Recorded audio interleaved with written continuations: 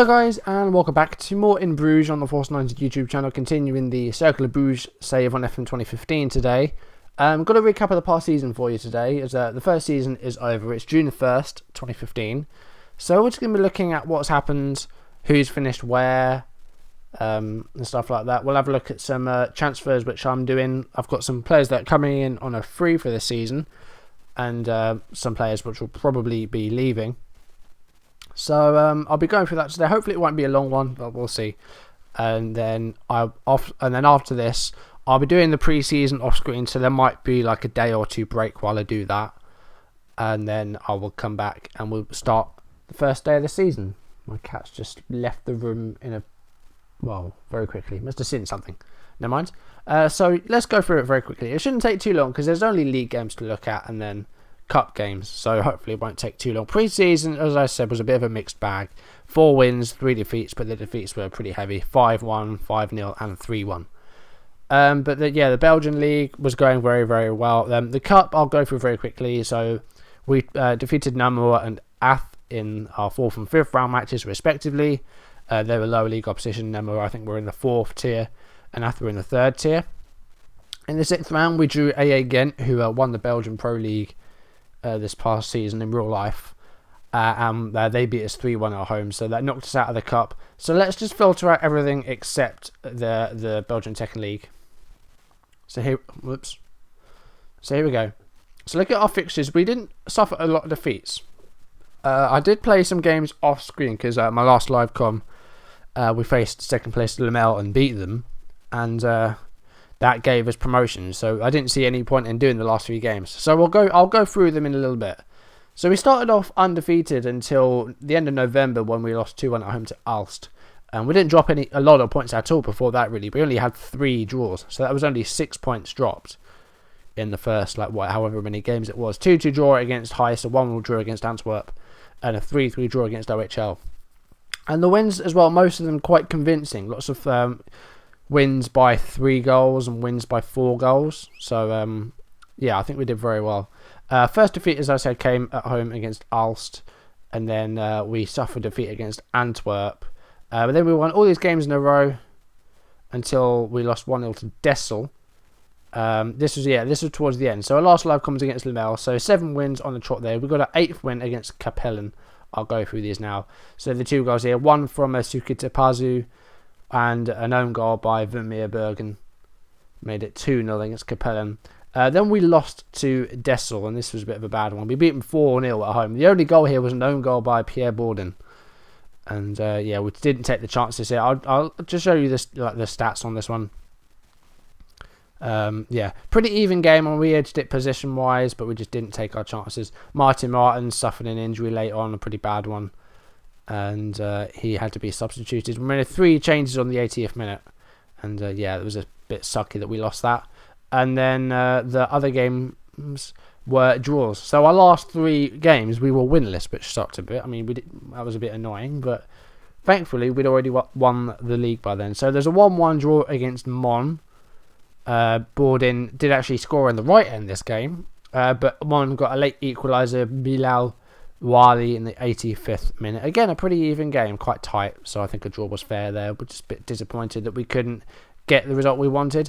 And then a goalless draw against Aalst, who we actually failed to beat this season. This was a goalless draw, pretty boring match. Again, not a lot happened. So yeah. And there was some where was this the offside? Was it? I think it was, which game was it? I think it was this Eisden game where Gazzaniga had a really, really good game. Really impressive. And I tried to get him on a permanent deal, but his wages at Southampton were too much for us. If we have a look, he's earning 14 grand a week at Southampton. So if we are going to have him again, then we need him on loan again. We just can't afford it. And I do want to try and get him again because he actually made it onto the team of the season. In goal, he was better than any other goalkeeper apparently, which is really good. So I'm going to try and get him back on loan next season. As I said, we've got a few people that are coming in, so I tried to get Gazzaniga. The transfer fee wasn't a lot; it's only £275,000. But as I said, his wage demands were too high. Milan Iket is leaving the club on the 1st of July. He's going to Wasland Beveren in the Pro League. Coming in, we've got Kenneth Houdret here, defensive midfielder, 21. Very good mental stats, pretty impressive in that respect. Looking at his anchor man as well, nice and strong. Decent in terms of like composure and decision making and positioning. Technicals aren't all there. I mean, the ones that we need are quite important. So he's good with the heading. Tackling's not too bad. So I think, you know, for free, I'll take it. He's not earning. He won't be earning a lot either. If he doesn't perform, it's not the end of the world. The other one is Oger Close, who is a free agent. Actually, he's going to be joining fairly soon as well. Again, like sort of not too bad to play. Also plays in the same position, but as more of a halfback. Natural fitness is nice and good. Got good balance and acceleration, or they could be good potentially. Again, decision making, positioning, decent work rate, good with tackling, decent first touch. So I'm happy with that. Other guys that I looked to get in, Orlandi. He played for Brighton, I think, didn't he? Andrea Orlandi, here he is. Yeah. No, he plays for Blackpool actually. He signed a 1-year extension with them. And I mean, look at his report. It was this. So yeah, I tried to. He was actually, his contract was due to expire. We went in for him, and he agreed a contract with us. But he had an automatic 1-year extension in his contract, which Blackpool triggered, so we couldn't get him. So I will be on the lookout for players. So if we have a look at the people that are leaving, Jonas Ivans is unhappy at the club. He was unhappy at lack of first team opportunities. Actually, the vice captain, but as I said, didn't play many games. And apparently, I promised him games and didn't give it to him. So he was annoyed that we were breaking promises. So he wanted to leave. So we are going to try and let him leave, but no one wants him. So he's on the unwanted list. Offer the clubs, did we do that? Offer him out for 0. But I'm trying to do this with a bunch of players and no one wants them. So I might just end up having to try and terminate their contracts mutually. Other guys that will be leaving, Tim Smolders, as I said before, is one of the highest earners at the club. But I don't think he really warrants that anymore. He's 34 years old. He's still got some half decent stats. But, you know, ability-wise, I think we can get a lot better in. So I think we might have to try and let him go. And the last one is Karel van Roos, who came to me asking for first team opportunities as well. Unhappy with the high workload. Okay, so yeah, I'm going to try and get him out of the club as well. And you know, his training rate as well hasn't been very good, so I want to try and get him away. So in terms of people to bring in, if we have a look at our depth.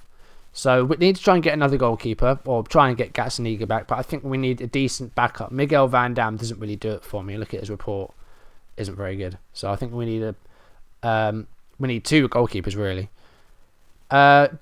Defense-wise, let's go by position. Let's have a look. So right back, we've got Cornelis. You know, he's the captain. He's going to be at the club for a while. Let's just filter in everyone. So again, I think. We've got Gevlik, who's a 20-year-old we signed in the January window.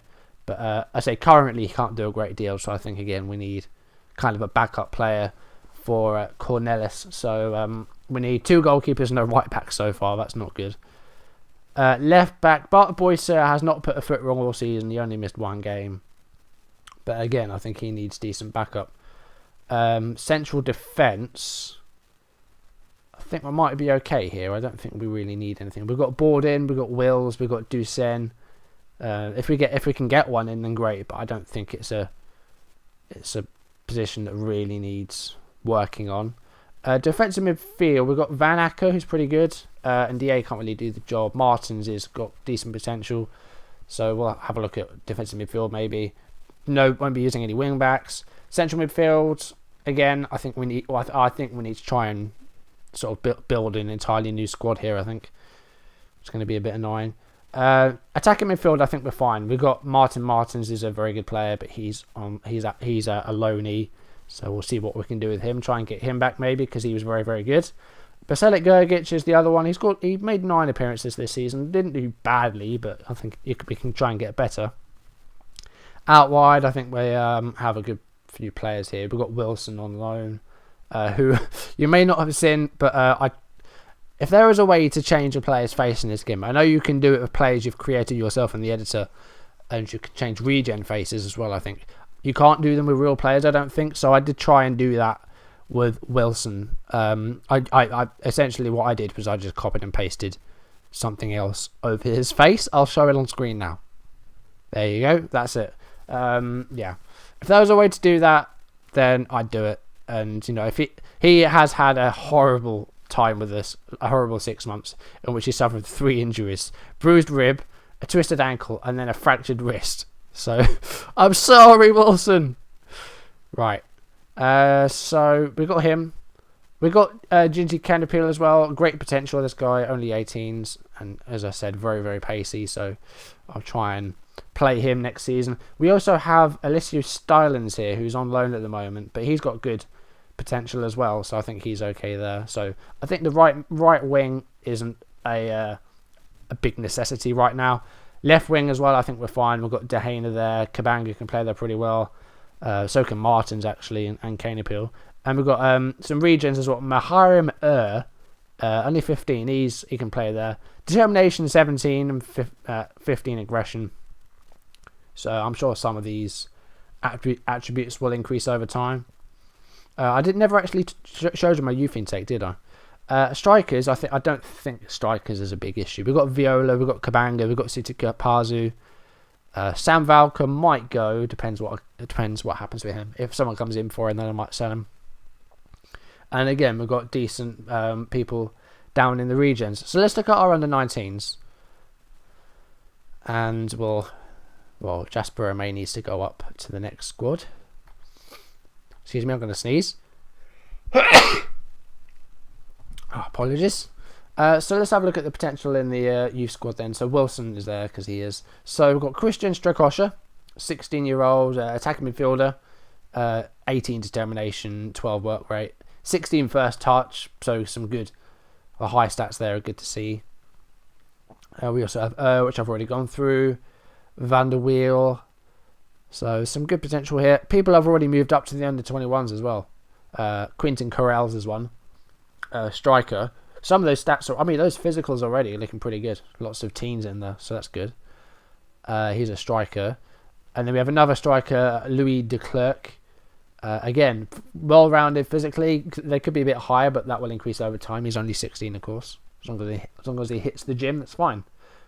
So I think we're looking good potential-wise, but I think currently we need some help. Because I think with my current team, I think it's going to be a big ask to comfortably avoid relegation. I think we will fight to avoid relegation. I think we will just about escape, but I think it's going to be very, very tough. Very tough. So yeah. So let's go and look at the table now. See who finished where. So as I said, we finished top of the table. How long have I been recording for already? 13 minutes already. Okay. So let's look at stages. So we'll have a look at the table overall first of all. So we won all 3 periods. We were top from start to finish pretty much, apart from the first few games, of course. But more or less from start to finish, we led. We won by 10 points in the end because we did drop a few points towards the end. OHL actually finished second. Lamel were the team promoted through the playoffs and finished third. And Dessel finished fourth. So that means that OHL, Lamel and Dessel all got through to the playoffs. Usually it's the teams that win 3 periods. But because we won all 3, it goes to the 3 highest teams. And they were also joined by the team from the Pro League that finished second from bottom. So Lies got relegated. Oostend also got relegated because they did not win the playoffs.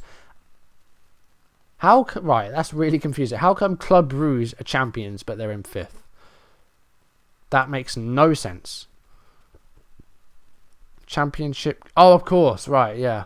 That's how it works. So the top 6 go into a group by themselves, I think. And then they play more games amongst themselves. So Club Brugge won the whole thing. European places playoff. So that happened as well.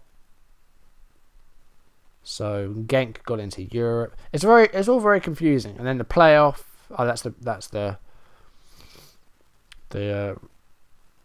relegation playoff, isn't it? Oostend got into the Europa League and they got relegated as well. That's because they won the Belgian Cup in the end.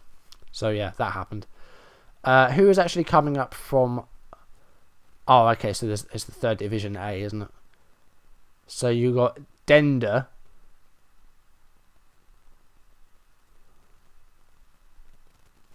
And you got Union. So does no one come up from these ones then? I don't know how it works. I do not know. So yeah, that's it really. What else can we do? Let's have a look at some of the other leagues around Europe. I do have a few more loaded. So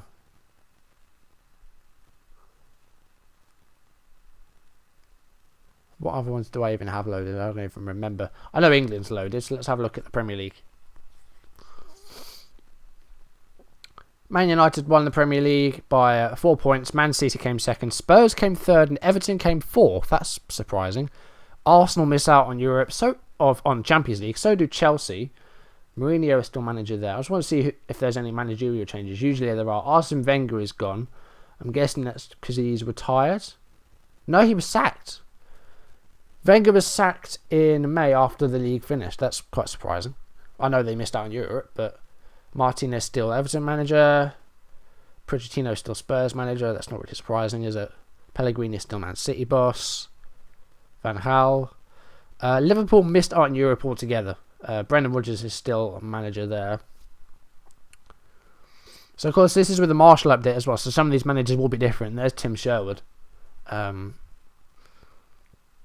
West Ham are there. They've got Bilic, of course. Bournemouth stayed up. Bournemouth did very well, actually. You've got to think as well, this is with the 2015-2016 teams. So, Bournemouth did very, very well. They finished in 10th. Leicester had another good year. They finished in 11th. Martin Jol's their new manager. What happened to... Why is Martin Jol in charge? I know it was Pierce. What happened to... Right. I know Leicester have a Ranieri as their manager. That was after the update. So there must have been... Also, the Leicester person must have been vacant when the update was done. Watford have Kike Flores. Yep, that's right. Swansea have Gary Monk still. West Brom have Tony Pulis still. Yeah. Stoke have no manager. Where's Mark Hughes gone then? Paul Clement is Newcastle manager. That was McLaren, wasn't it? Mancini's Southampton manager. Palace have no manager. Sunderland have Eta Karanka from Middlesbrough. Norwich have no manager. So where's Steve McLaren then? No results found. There he is. Okay, he has no job. I'm going to stop looking at that now because I'll get too involved. So let's have a quick look at who won some of the other leagues. Let's have a look at France. Paris Saint-Germain won the league. Marseille came second. Bordeaux came third. Lyon came fourth. Lille came fifth. Guingamp came sixth. That's interesting because they were relegated in the first season when I did my save. Where else do I want to look? Let's have a look at Germany. German first division was won by... That's the playoff. Don't want to see that. Oh, what a surprise. Bayern Munich by 16 points as well. Leverkusen came second. Wolfsburg third. Borussia Dortmund fourth. Mirko Slomka is their new manager. Where's Jurgen Klopp? Does he have a job yet? Jurgen Klopp is the Bayern man. That's really interesting. Jurgen Klopp has moved to Bayern Munich. Interesting. Okay. Where else do we want to look? I don't remember if I loaded the Netherlands or not. Let's have a look. Yes, we did. Ajax won. PSV Eindhoven came second. Feyenoord came third. Zwolle also qualified for Europe. Italy, Serie A. AC Milan won. Roma came second. Juventus came third. That's not too good for them. Lazio went down into 10th place. Oh, dearie me. That's not very good. Italy. Who else? Oh, damn it. Portugal. Did we load Portugal? Yeah, we did. Portuguese Premier League. Porto came first. Sporting came second. They're off our parent club or an affiliate, if you like. Benfica were also a Champions League place. No surprise to see those top three there. Braga, Estoril and Setúbal also got the Europa League places. I don't think we loaded Scotland. So let's have a look at Spain and then we'll move on to something else. Barcelona won. Atletico Madrid second. Real Madrid third, Athletic Bilbao fourth, Valencia, Sevilla, and Villarreal with the other European spots. Okay, so I think that's that. So looking at the squad, we'll go stats, league stats. So 34 games played by Bart Boyce, and Borden also playing 34. That's every game then. Top scorers then. Sukuta Pazu scored 14 goals altogether. Had some spells where he didn't really score many. I think he could have got a lot more. But a decent rating overall. Pretty happy with that. That's okay. Viola and Kabanga also got double figures. De Gea got 9. Martins got 8. 2 loanies there with goals for their loan clubs. Cornelis scored 5 goals. Canepil scored 3. Valka 3. So yeah, pretty good. Assists. De Gea had 12 assists. Martins with 10. Cornelis with 8. Man of the match awards. Sukuta Pazu got 4. Verkendeer only 1 appearance off the bench, but had a 94% pass rate in that. Not sure what I'm going to do with him. I don't know if he's actually any good, is he? It could be. We'll see if we can play him. Smolders did well with 84, but didn't play very much. Van Acker also did well, played in 22 games. Tackles, Ndiaye, the defensive midfielder, did very, very well in terms of tackling. Rating was okay, so I think 8's not too bad. Yellow cards was not an issue. Ndiaye had the most with 5. I think discipline-wise, I think we're fine. We only have 1 red card as well, so I'm very, very happy with discipline. Who was the top scorer? I just want to see who were the leading scorers and stuff. Alex, it's appearances. Stein Huysgems scored the most goals for Dessel with 25. Kostovski, Adesanya, Negadrira and Bailey scored to make the top 5. De Gea with the most assists in the league, and Martins with the 3rd most. Average rating, the best average rating overall was Negadrira. Sounds a bit like Big Era. Cornelis actually joint first for that, so he was statistically the joint best player in the league. But that's all right. And of course, we won 24 games. They won the most games. That was dominated by us because we won more games than anybody, didn't we? 24 games we won. So that's pretty good. So what else can I look at? I think we're pretty much done. There's not a lot to go through, really, is there? Actually, who won the European competitions? UEFA Champions League. Well, the final's still yet to be played. Chelsea-Barcelona final. And the Europa League was won by Dortmund. Liverpool seemed to get into the Europa League final quite a lot, and they've done it again here. But Borussia Dortmund beat them in the final. I was going to skip ahead to see who won the Champions League. There we go. Barcelona won the Champions League on penalties. That's a bit weird. They're there twice because of the update. That's quite fun. It's not funny really, but yeah, that happened. So Jackson Martinez scored 11 goals in the Champions League. Hazard got an 8.08. That's pretty big. So that's it really. I'm not going to go through the fixtures for next season. So it's just going to be they're going to do the mid-season break. I'm going to try and sign and sell players that I need to. I don't think I'll get a lot of money for the players that I'm selling, annoyingly. We'll see if we get more of a transfer budget once we actually have the expectations. Our wage budget's pretty good though. I asked for some more wage budget and we got it. And then we signed a new contract, 2-year extension. So we got a bit of money for that. Like they gave us a wage budget that we could have. So yeah, we're not looking too bad. Finances now I think are okay. They were insecure and now they're okay, so that's good. And looking at our finances, our balance this month is still in the negative, but projected for this season we're expected to have a balance of not quite £1 million. So I think we're okay. I say it went really bad this past month, but I say since then I think we've done a lot better. So we're looking good. We're looking pretty good. We've got financial fair play to contend with now as well. So salary commitments, right? Projection, salary, income. That's a bit of a weird one. Expenditure summary. Okay, so that looks pretty good. I'm not too fussed about that. It's not too bad. This though, I'm going to try and keep it around this level. keep it in this top bit. I want to try and, well, we're going to fight to avoid relegation. I think we will avoid relegation. If we don't, I think we will probably get the sack, but we'll see what we can do. We'll just see where it takes us, and if we get sacked, we get sacked. There's nothing you can do about it. I wasn't sure if we're actually going to keep our job after the takeover, but we are still contracted to Bruges, so we'll see. That's going to do it for this video then, just a look back at the year and just looking at our players and seeing who might be leaving. And there's a few players that I think will be leaving, and I think we need to try and reinvent the squad a bit to keep them in the Pro League now. So that's going to do it. Thank you for watching. As I said, I'm going to be taking a couple of days just to play the pre-season, so you probably won't see a video probably until Tuesday or probably Tuesday. I don't think you'll have to wait till Wednesday to see one. So yeah, that's it really. Thank you for watching, and I'll see you in the next video. Goodbye.